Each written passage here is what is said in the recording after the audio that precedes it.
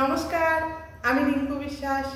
আমার চ্যানেল অ্যাস্ট্রোনোভাতে আমার সকল দর্শক বন্ধুকে স্বাগত জানিয়ে শুরু করছি আমার আজকের আলোচনা। আমার আজকের আলোচনায় চলছে নক্ষত্র সিরিজের আলোচনা। আজকের আলোচনায় আছে মৃগশিরা নক্ষত্র। আমি আজকে জানাবো আপনাদের মৃগশিরা নক্ষত্রের মানুষেরা কেমন হয়, কি তাদের পেশা হওয়া উচিত এবং 2025 সাল মৃগশিরা নক্ষত্রের কেমন যাবে এবং তাদের কি করলে তারা ভালো থাকবে। তবে শুরু করি মূল আলোচনা। নক্ষত্র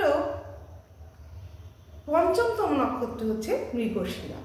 সনাতন জ্যোতিষ অনুসারে নক্ষত্রকে বেশি প্রাধান্য দেওয়া হয়। বলা হয়েছে যে নক্ষত্র বিচার ছাড়া হরোস্কোপের বিচার অসম্পূর্ণ থেকে যায়। তাই আমাদের হরোস্কোপ দেখতে গেলে নক্ষত্রের বিচারটা খুব গুরুত্বপূর্ণ। সেই জন্যই জানতে হবে একটা নক্ষত্রের ক্যারেক্টার সেই নক্ষত্রের জাতক বা জাতিকা বহন করে চলে। সেই জন্যই জানতে হবে যে এই নক্ষত্রটা কেমন বা এই নক্ষত্রের বৈশিষ্ট্য কী। মৃগশিরা নক্ষত্র কালপুরুষের পঞ্চমতম নক্ষত্র।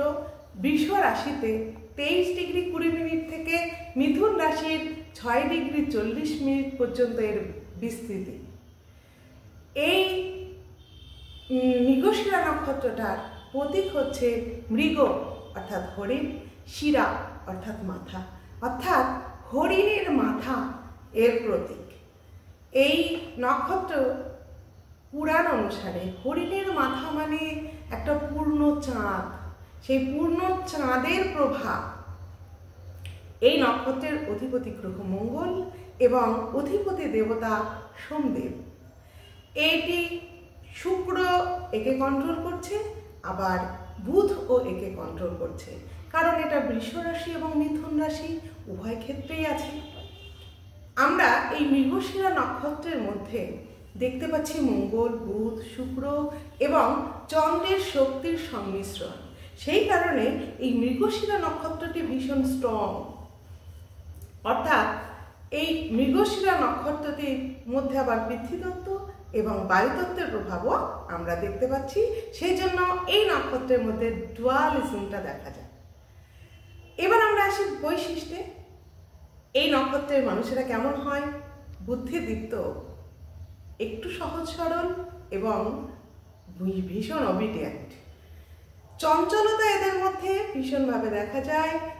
চঞ্চলতা থাকলেও নিষ্ঠা সহযোগী কাজ করতে এদের দেখা যায়। এরা খুব কৌতূহলী প্রকৃতির হয়। যে কোনো জিনিসের মূল অন্বেষণ করা, অনুসন্ধিৎসু প্রকৃতির এই লোকগুলো মানুষের পাশে দাঁড়াতে ভীষণ পছন্দ করে। এদের মুখের চেহারার মধ্যে একটা দীপ্তি থাকে।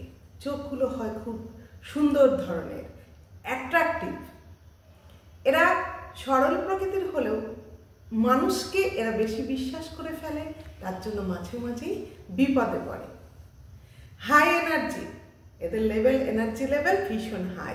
এরা সোজা পথে সুন্দরভাবে এগিয়ে চলতে খুব পছন্দ করে। এই ধরনের মানুষেরা খুব বন্ধুবৎসল, বন্ধুদের সাহায্য করার জন্য দুহাত বাড়িয়েই থাকে।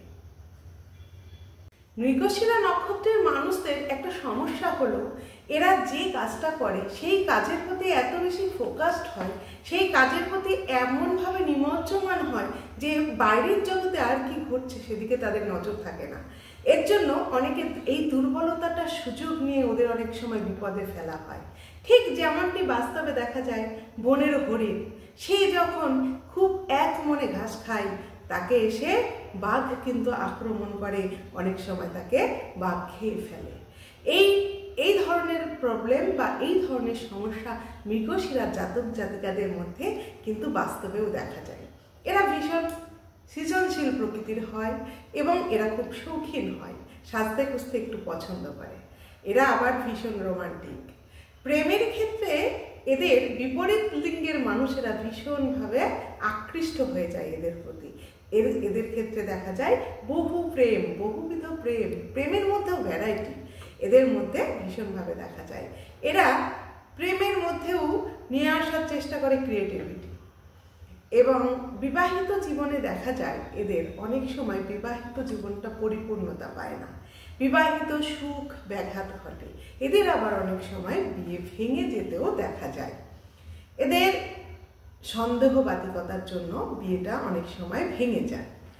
এই মৃগশিরা জাতক জাতিকারা নিজের বুদ্ধির ভুলের কারণে অনেক সময় বিপদে পড়ে। এরা কি করে, নিজের বুদ্ধিতে যেটা মনে হয় হট করে ফেলে।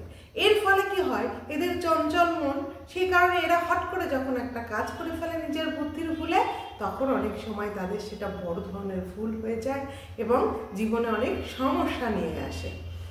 এদের মধ্যে দেখা যায় চঞ্চলতা, অধিক চঞ্চলতার কারণে কি হয়, এদের পাজল হয়ে যাওয়ার একটা ব্যাপার, এদের একটা মাথার সমস্যা, অনেক সময় একটা টেনশন চাপা, এগুলো ভীষণভাবে কাজ করে। এই টেনশন থেকে মুক্ত হতে গেলে, চঞ্চল মনের ব্যাপারটাকে একটু কমাতে গেলে কি করতে হবে, নিয়মিত এদেরকে ধ্যান করা উচিত। তাহলে কিন্তু এই মনের চঞ্চলতা, ফিকল মাইন্ড ব্যাপারটা একটু কমে যাবে। মৃগশিরা নক্ষত্রের যারা জাতক জাতিকা হয় তাদের পড়াশোনা বা পেশাটা কি হতে পারে? মৃগশিরা নক্ষত্রের মানুষদেরকে যেটা অভিজ্ঞতা থেকে বলছি, মৃগশিরা নক্ষত্রের মানুষেরা বেশি ইঞ্জিনিয়ারিং প্রফেশনে যায়। ইঞ্জিনিয়ারিং প্রফেশনটা এদের ক্ষেত্রে বেটার হয় অনেক বেশি। বিবিএ, এমবিএ ইত্যাদি পড়াশোনার ক্ষেত্রে এদের অনেক ভালো। এগ্রিকালচার ডিপার্টমেন্টটাও এদের জন্য যথেষ্ট ভালো। রবি যদি আপনার মৃগশিরা নক্ষত্রে থাকে তবে কিন্তু সেটা খুব ভালো হয়। আর যদি চন্দ্রের 1 নম্বর, 2 নম্বর এবং 4 নম্বর চরণ যদি হয় সেটা খুব ভালো। কিন্তু চন্দ্রের যদি 3 নম্বর চরণ পায় আপনার মৃগশিরা 3, তাহলে কিন্তু আপনার জীবনের সাকসেসটা একটু লেটে আসবে, যথেষ্ট লেটে আসবে। মৃগশিরা নক্ষত্রের ছাত্রছাত্রীদের ক্ষেত্রে কি হয়, এদের এই ফিকল মাইন্ডের জন্য এরা পড়াশোনাটা স্থায়ীভাবে দীর্ঘ সময় করতে পারে না। কিছুক্ষণ পড়াশোনা করে আবার এরা এদিক ওদিকে চলে যায়, একটু মন এদিকে ওদিকে চলে যায়। এতে কিন্তু যতটুকু পড়ে খুব ভালো পড়ে। আর এদের ক্ষেত্রে আর একটা যেটা সমস্যা হয়, পরীক্ষার আগে এরা অনেক পড়ে কিন্তু ঠিক পরীক্ষার আগের মুহূর্তে মনে হয় সব ভুলে গেছি এবং নিজেরা বিভ্রান্ত হয়, পরিবারের ফ্যামিলির অন্যান্য মানুষদেরকেও এরা বিভ্রান্ত করে ফেলে। অবশেষে পরীক্ষা দেওয়ার পর দেখা যায় যথেষ্ট ভালো নম্বর কিন্তু এই ছাত্রছাত্রীদের করতে দেখা যায়। এই বর্তমানে 2025 সালে এদের কি কি সমস্যা বা কি কি ভালো আছে সেটা এবার জানাই। 2025 সালে বর্তমান আপনার স্বাস্থ্য বা আপনার পার্সোনাল লাইফ এগুলো খুব সমস্যায় চলছে। এই সমস্যাগুলো 2025-এর মাঝামাঝি থেকে অনেকটাই কেটে যাবে। রিলেশনশিপে আপনারা খুব সমস্যার মধ্যে আছেন, আপনাদের রিলেশনশিপের ডেভেলপমেন্ট খুব শীঘ্রই আসতে চলেছে। আর্থিক সমস্যা, যে ছোট ছোট লগ্নি বা ছোট ছোট ভালোভাবে বা ম্যানেজ করে আপনার বিনিয়োগ, এটা করলে পরে আপনার আর্থিক সমস্যাটা অনেকটাই কেটে যাবে। যে সকল পারিবারিক সমস্যা থেকে আপনি মুক্ত হতে চাইছিলেন অথচ পারিবারিক সমস্যা আপনাকে এতদিন পিছু ছাড়েনি, সেই পারিবারিক সমস্যার অনেকটা উন্নতি হতে চলেছে। ইনল রিলেটেড বিভিন্ন সমস্যা হচ্ছিল এবং আপনার চাকরি ক্ষেত্রে বা আপনার বিভিন্ন কর্মক্ষেত্রে বা পরিবারে প্রচুর শত্রু বেড়ে গেছিল, সেই শত্রুর সংখ্যাও কিন্তু এই 2025 সালের মাঝামাঝি থেকে একটু কমতে শুরু করবে। আপনি একটু স্বস্তির নিঃশ্বাস ছাড়তে পারবেন। আর বৃষ রাশির মৃগশিরার যে সমস্ত শত্রু সমস্যা, বিশেষ করে তাদের সমস্যাটা অনেকটাই কেটে যাবে।